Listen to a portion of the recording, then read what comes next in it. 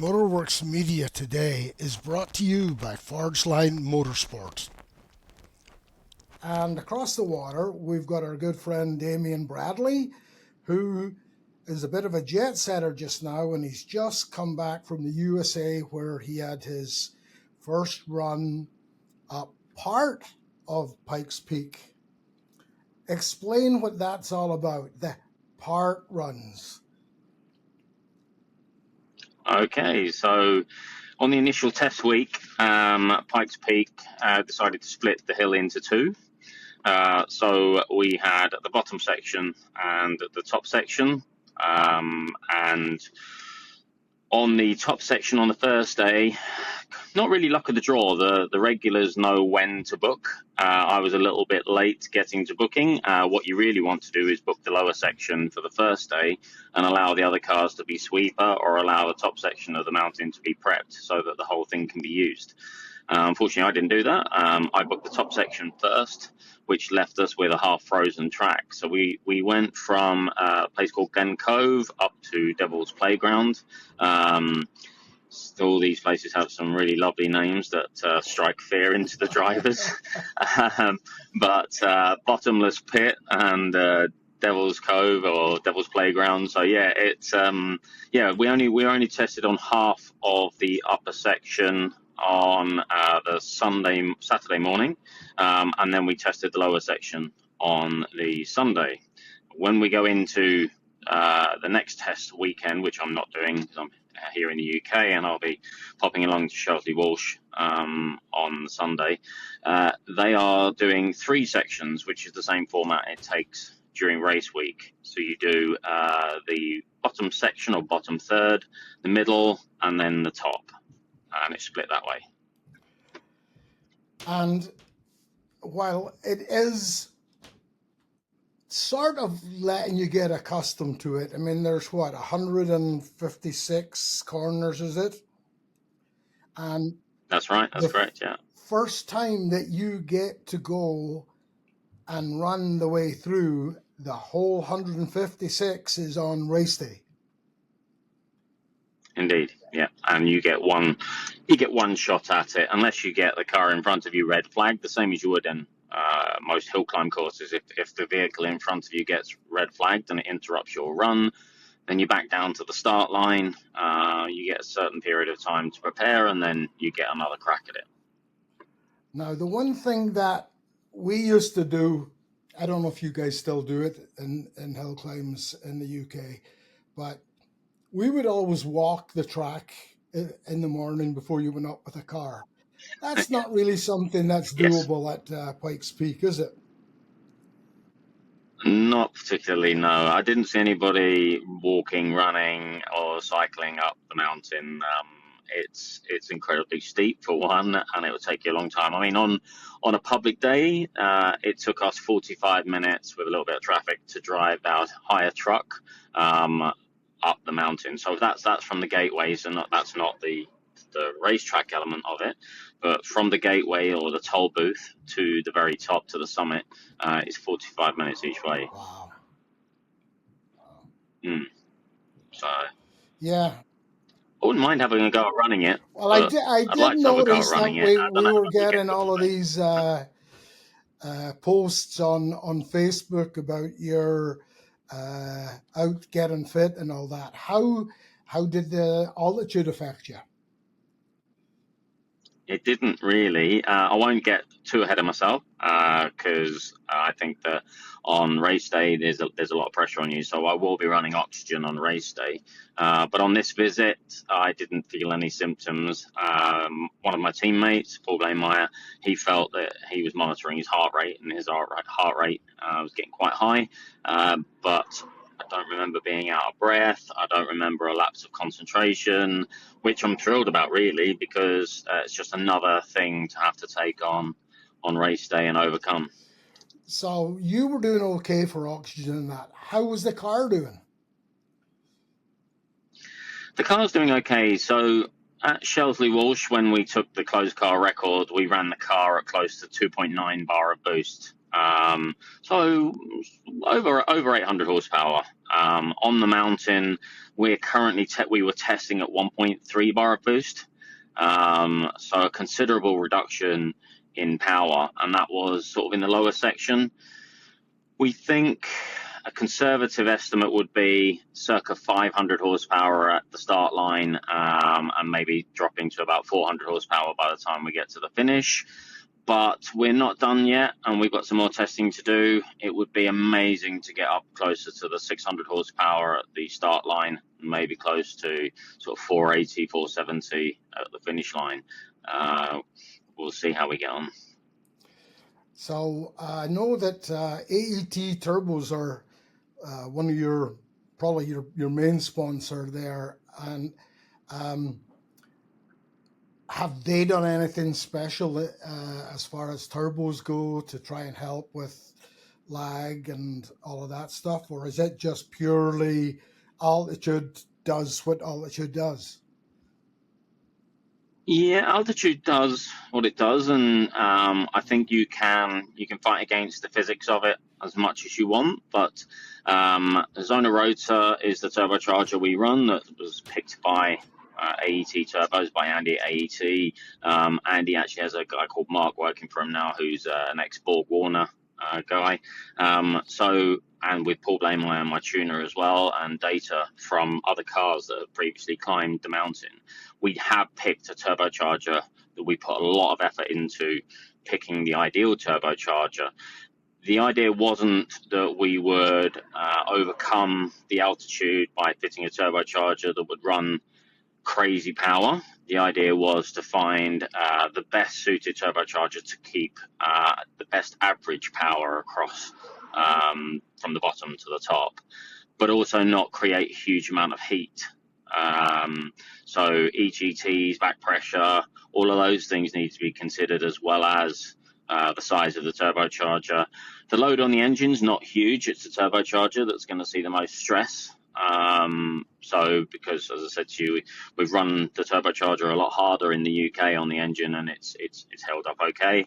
So yeah, a lot of thought's gone into the turbocharger. It's called the 9564S. It has significant modifications. We also run a Turbo Smart anti-lag valve, which we've run now for several years. So it's loosely similar to the rocket system that was fitted to the early rally cars. So that reduces lag considerably. Side effect of that is an increase in heat. So it's a bit of a trade-off in reducing the amount of lag and increasing heat. And heat is the killer on Pikes Peak. That's why cars don't finish. That's the great thing about Facebook is you post these things and and you could see by some of your posts how important the whole heat thing was, and you made comments about how it looks like you've got that under control. So I can't remember who it was you were mentioning. Tell us about it. Yeah. So we enlisted a company called Ali Sport, and Andrew Graham, who runs Ali Sport, they're in Ledbury. He campaigned his Land Rover. That's what they specialize in, and he's done the Barbados Rally. He's done the Dakar Classic. Very well traveled and talented driver, but also the team he has working for him. There's a guy there called Lars and Andrew himself, and the design work they do and the standard of work they do is fantastic. So I put a post on Facebook. Seems to be the source of finding these companies as to who do I go to, where do I go to get the best designed intercooler radiator cooling pack for my car. And I think out of the 30 replies I had, 28 of them were Ali Sport. Oh, wow.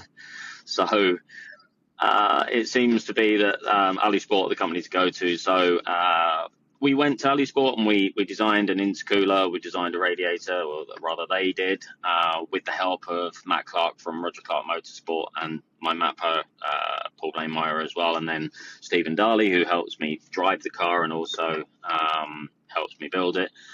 We all got our heads together and we decided what we were going to do.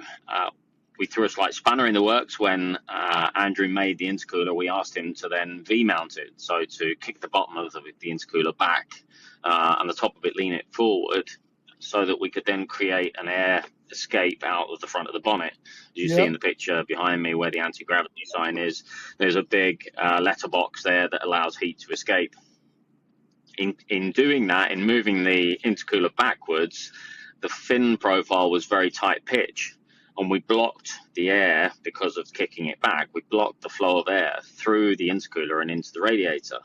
So on our test weekend at Harewood, 2 days before leaving for Colorado, we discovered that the intercooler was very efficient, but it was also blocking the air through to the coolant, and the coolant was getting too hot for what we would have liked. So we whipped it off the car, sent the car to Colorado without an intercooler or a radiator, and then went back to Ali Sport, and Andrew at Ali Sport, between him and Matt Clark at Roger Clark Motorsport, knew exactly what to do, opened the fins up, different fin pitch, different fin design, overcame the problem, and then sent that intercooler and the old one out to a company called 3R in Denver in Colorado, who have been helping us out there. We refitted it, and initial tests show that it's very good. Very good. It just seems odd that it's the go-to person for cooling is a Land Rover expert. Yeah. You know, Yeah. but you know, when you end up doing the types of events that you mentioned that he'd done it, I mean, if you can't keep the thing cool doing a Dakar, you know, you're in trouble. So I guess you learn a lot in that as well, you know. Indeed.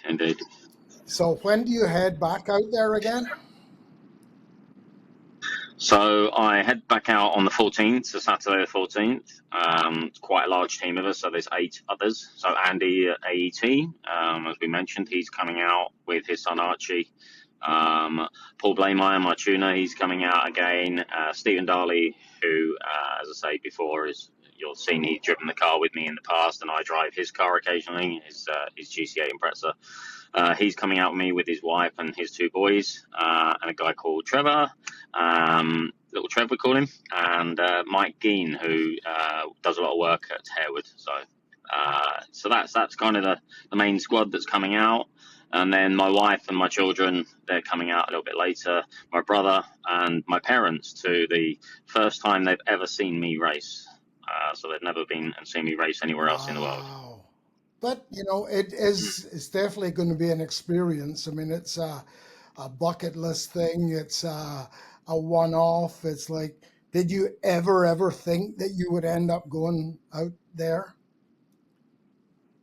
No, I really didn't. I mean, it's a huge honor to be invited. You have to be invited to this event. You apply, but so many people are rejected from competing here. You have to have references. You have to have people that will vouch for you. I was very fortunate to have some great people vouch for me, and yeah, I mean, it all started. Really, the ball started rolling with the closed car record at Shelsley. Once I'd secured that, I then became an ambassador of Alcon Brakes, up on their website with the likes of Oliver and Petter Solberg, which is, you know, I'm not comparing myself to them in terms of ability, not even close, but it's such an honor to be on a pedestal with these guys, with these incredibly talented drivers. And then this kind of snowballed. I was at Alcon Brakes with John, who, as I say, made me an ambassador, and we went for a tour at the factory, which was super impressive. John then sat us down with 5 guys and sat there eating our burgers, and John said to me, "Right, I've done something for you, now I need you to do something for me." I said, "Yeah, absolutely, anything at all, John." And he said, "I want you to go to America and compete at Pikes Peak." And I was like, "Oh, I don't know about that. That's a little bit beyond me financially, and I don't know if I'm capable enough as a driver. It's a huge undertaking, never mind the logistics and everything else. But move forward to today, we've been out, we've done our testing, and we're getting ready to go out again." Excellent. So let's we've talked enough about Pikes Peak. I don't want to go and burn Yeah. everything up, but you know, I'm sure that people would like to know just who is Damien Bradley. So you live south of London, right? I Which do. we figured out because it's like, what do we reckon? 40 minutes from where my niece lives, where we're going to be in 3 weeks' time. That's right. And um, Uh-huh. when did you start racing, and how did you get into racing? So back in 2005, I got my first Legacy, and I did some work to it and did some track days at Brands Hatch, place you're going to be going to when you come over. So Brands Hatch is on my doorstep. It's only 20 minutes away from me, 25 minutes away from me, and I did some track days. I enjoyed the thrill of driving on track. So then felt like I wanted to do something a little bit more competitive. I ended up doing some sprints. There was the Mitsubishi Lancer Register and a 22B.com, which was just kind of a Subaru arm. They had a combined sprint events. And I went along and competed in the sprints and discovered that I wasn't too bad at it. So we developed the Legacy a little bit further, and I got into it. And then a lady I knew called Fiona Kindness, Scotland! who you may well know. Yeah, from Scotland. So Fiona rolled her Nissan GTR at Croft, I believe it was, and this was at a time when you could sell your entries to Time Attack. So the next Time Attack event was going to be at Silverstone. It was a pro-only event, and she had put her place up for sale. I bought it thinking I can do this, to then realize I needed a race license, I needed the car prepped, I needed new seats, new harnesses. So within the sort of 2 to 3 weeks that we had, lots of money. So 2 to 3 weeks that we had, we prepped the car, we turned up to Silverstone, we did Time Attack, our first ever Time Attack, and finished third in Club Pro, which we were absolutely thrilled about. At that point in time, the Legacy was narrow arched. It was on a 215 wide tyre on a semi-slick, so nothing like the car you see behind me. But yeah, so that was great. And then I spoke to Stephen Darley, who came along and agreed to support me at that event. I'd known him from an event called 10 of the Best that we'd gone along and competed in previous to that. And Stephen supported me the following season in 2014 in a full season of Time Attack in Club 4-wheel drive, which we finished second, narrowly missing out on the win from a guy called Dave Coe, a Welsh gentleman who's an absolute star. And carried on 2015, did a little bit more Time Attack, and then things kind of fizzled out. Life got in the way. Really get in the way. I got married, had children, did a little bit of bits and pieces here and there. And then Stephen was doing some hill climbing, and he encouraged me to come along and watch him at Doon, not a local place to yourself or your home. And when I was stood at the sideline of Doon watching Stephen Darley come flying up through there in his Subaru wagon, his estate Subaru, which has got some great records and did really, really well. I was shaking like a leaf. I could not believe how scary this was. It terrified the life out of me that how much Stephen was able to, how he was able to control the car in such a tight space, and telling me stories like, whatever happens if you hit the sides, do not lift. It's like a pinball machine. You'll literally rattle off either sides. And I've been there to experience cars doing just that.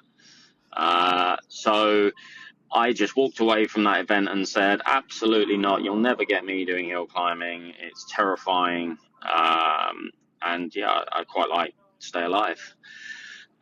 So then I was invited along as a guest through Hill Climb Monsters. I was at Rodrigo at Hill Climb Monsters, invited me along to Shelsley Walsh to Retro Rides event, and fell in love with Shelsley Walsh. Walked around the buildings inside and saw the history, saw the potential that, you know, if you were successful in this form of motorsport, you would literally go down in history. Your name would be on the wall, pictures of your car could be on the wall in years to come, an opportunity to make your mark if you were any good at it.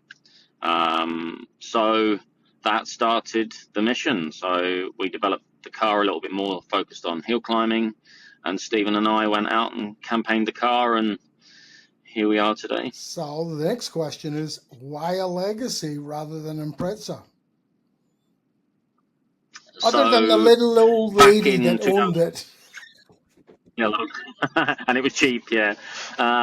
So back in 2005, around London, any of that era, GC8s were stolen. They were a popular car to be stolen. They were a popular car for the police. If you were out and you were being naughty, or even not being naughty, they were something that were going to get pulled over.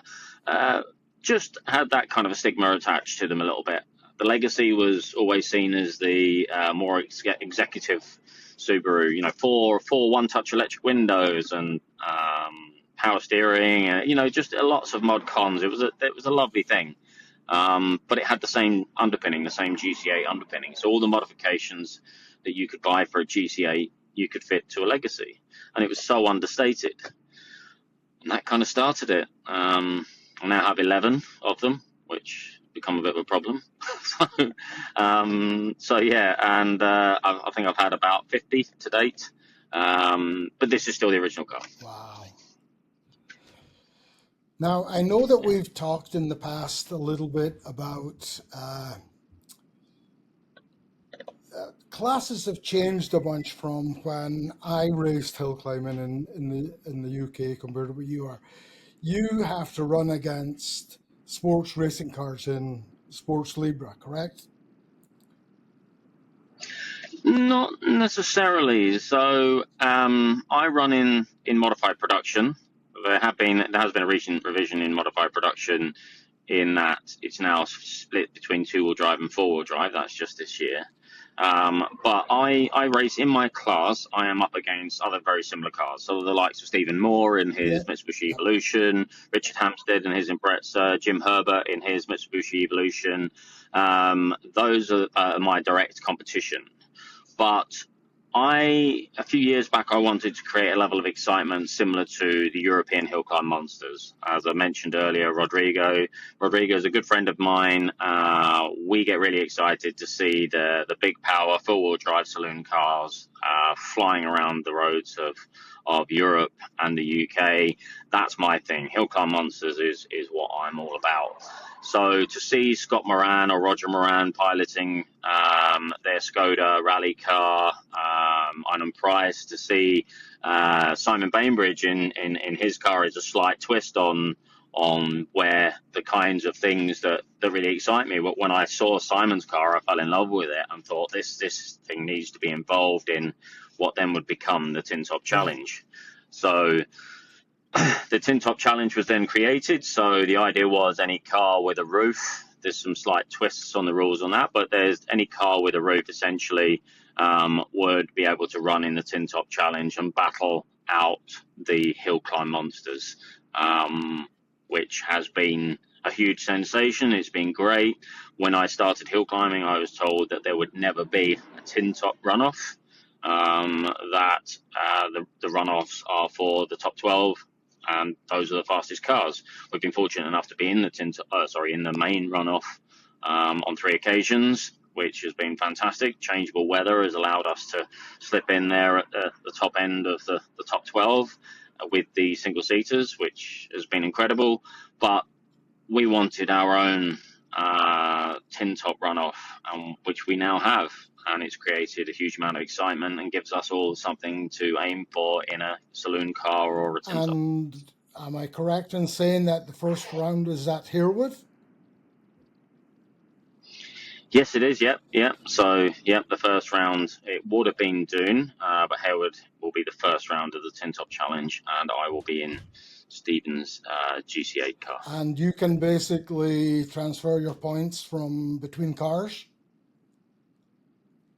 Yes, you can. Yeah, it's the driver that has the points rather than yes. So actually, no, I'm wrong.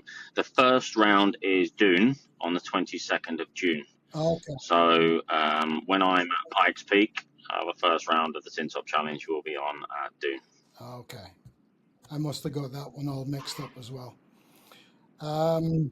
Oh, it's easily done, but the dates will all come out and be Yeah, confirmed soon. yeah. I mean, I thought it was a great idea. I mean, it's, when I came here and I got into uh, drag racing, the cars I liked were pro modified cars because they look sort of like your road car.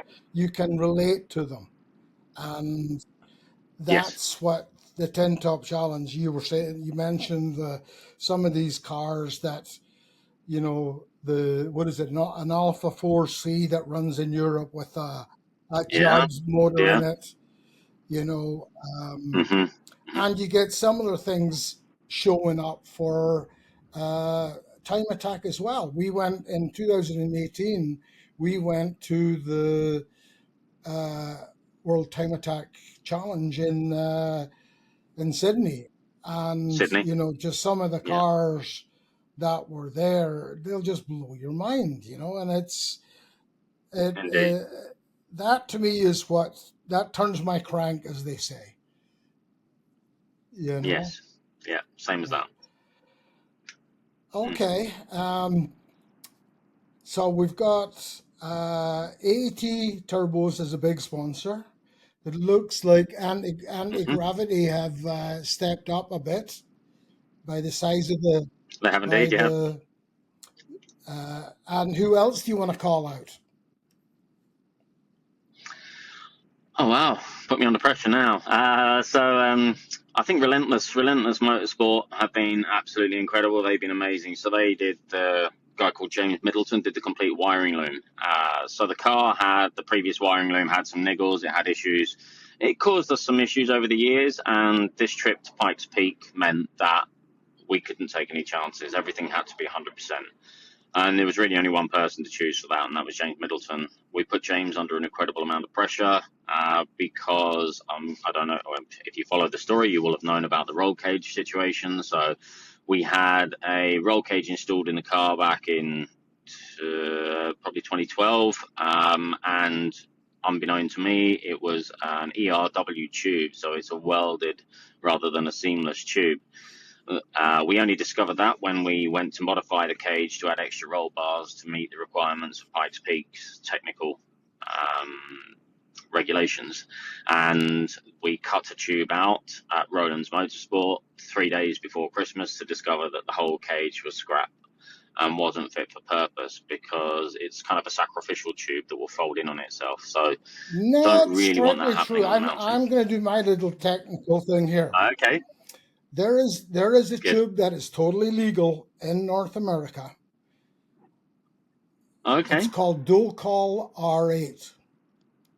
It is a welded tube, but it's a okay. high strength steel, and that's what the Uh-huh. cage in my Mini is built from.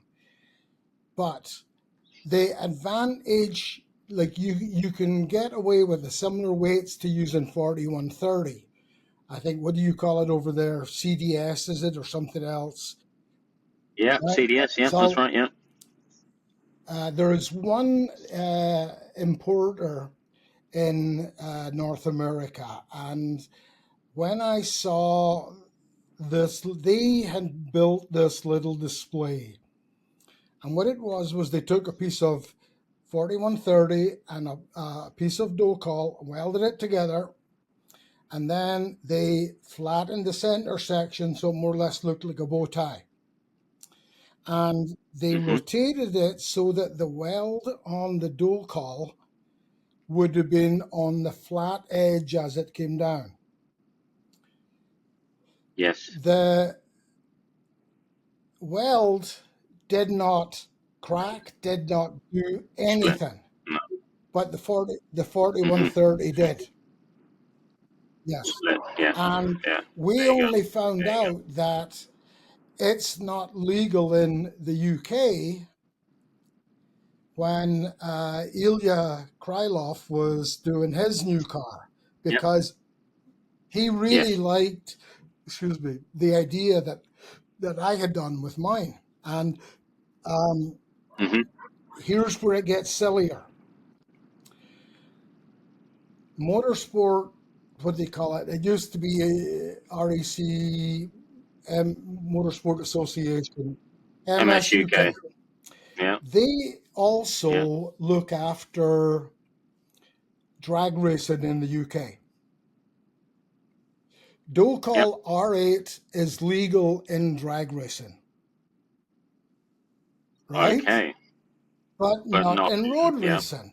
And what makes it even Hmm. sillier is it's legal to be used in top fuel cars. Wow. So there, Yeah. to me, that's got to be your worst environment.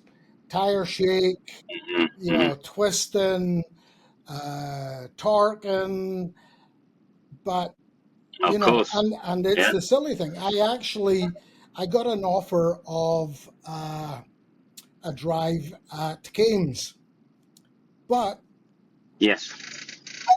it was going to cost me a fortune because my race suit is SFI, not FIA, which they Hmm. do not accept, except No. if it's in drag racing. Hmm. Yeah. Fire doesn't discriminate. You know what I mean? No, it It definitely doesn't doesn't. say, "Oh, No. it's No. okay. No. He's drag racing, so he's going to be fine in this suit." You know, He's I gonna mean, be it's fine. Yeah. crazy. Yeah. Exactly.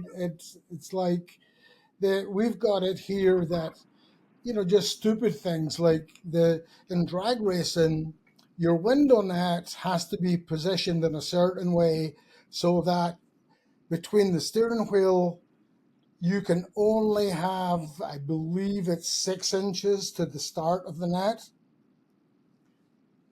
Road Okay. racing, there is no rule telling you what you need to do. Yeah. Yes. It, Yeah. At Pikes Peak, I have to run a window net, so I'll be running a window net at Pikes Peak because my polycarbonate windows are yes, frameless, and they're worried that yeah, that'll pop out. So it is yeah. what it is. It's But fine. again, it's just another of these things that you Yeah. don't think about Yeah. until Of you course. get there, you know?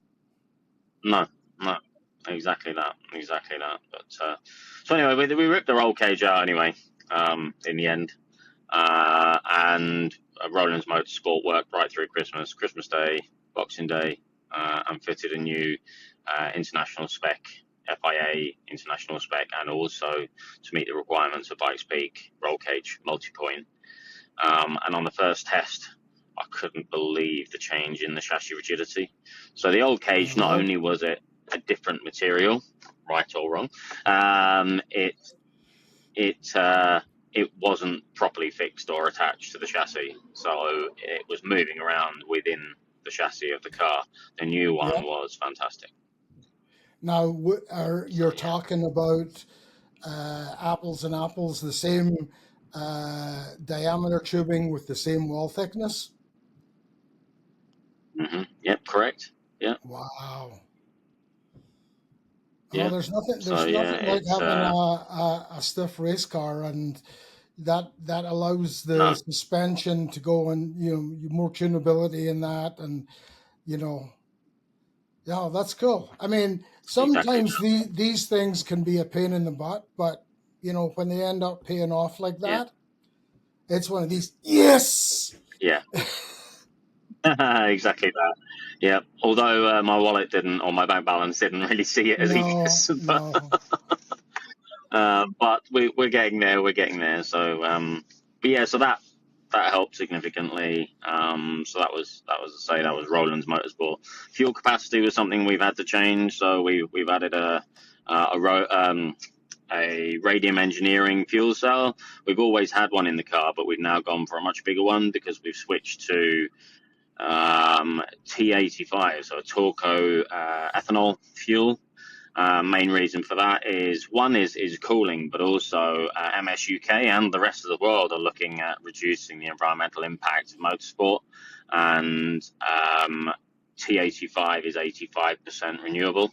So it's secondary use ethanol, so it's a waste product, and that's used then to create the fuel that we run in the legacy. So it's driving that message home as well. It's paving the way forward. If we're so 2026 in the UK, we will be forced to run if you're not running a fuel from a petrol station. Wow. If you're running fuel, we will be forced to run a sustainable fuel by Motorsport UK from 2026 onwards.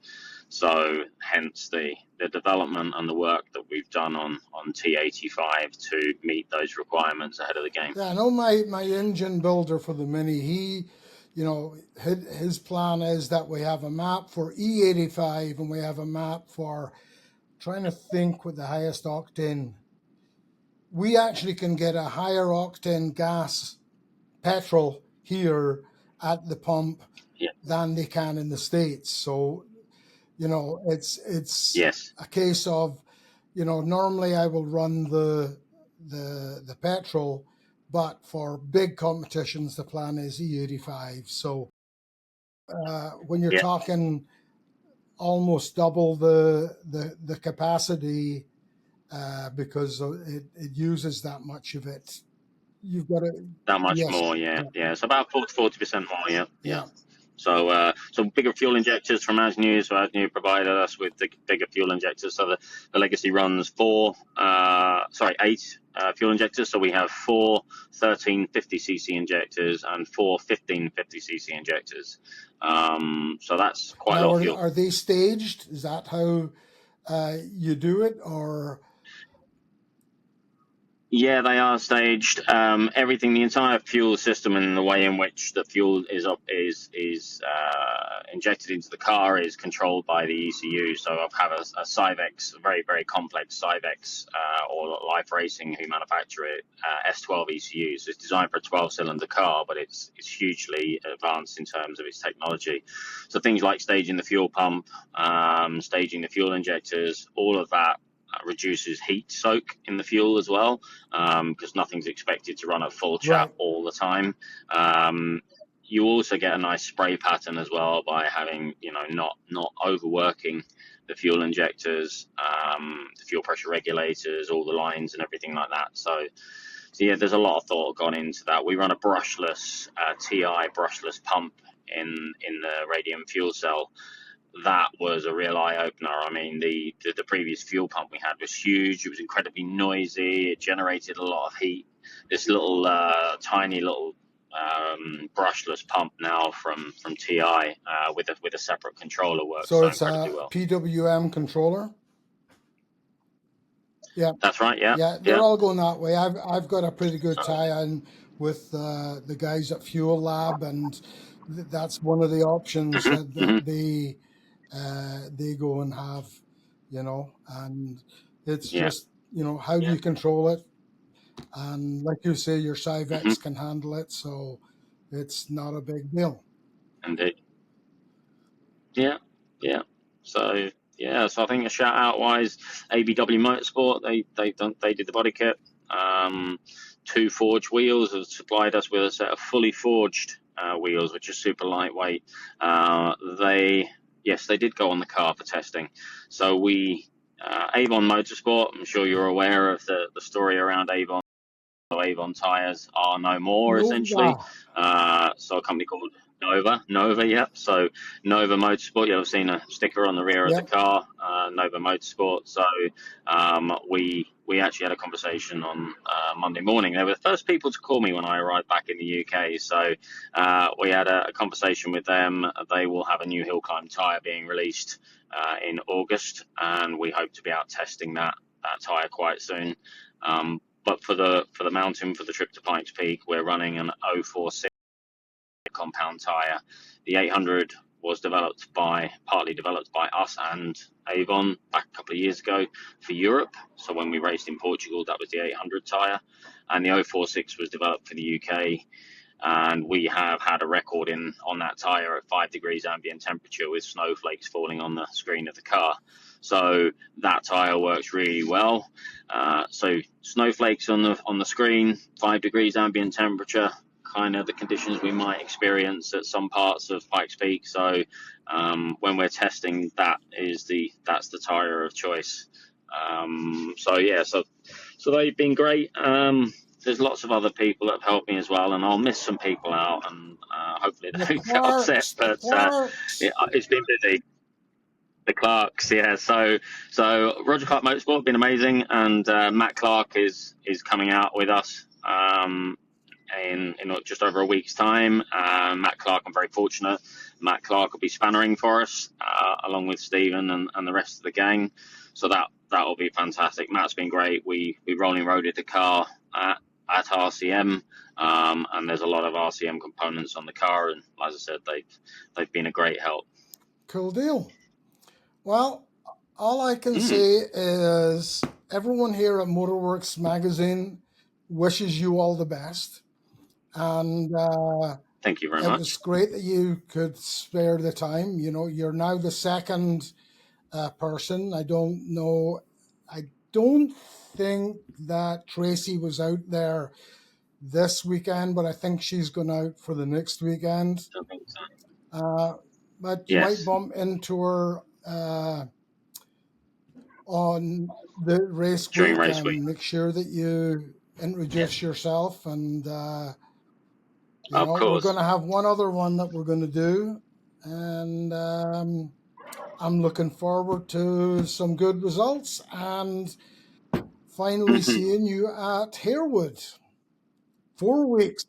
Yes, indeed. We'll catch up then. Yes, in 4 weeks. Okay, sir. Have a good one, and we'll talk to you later. Great stuff.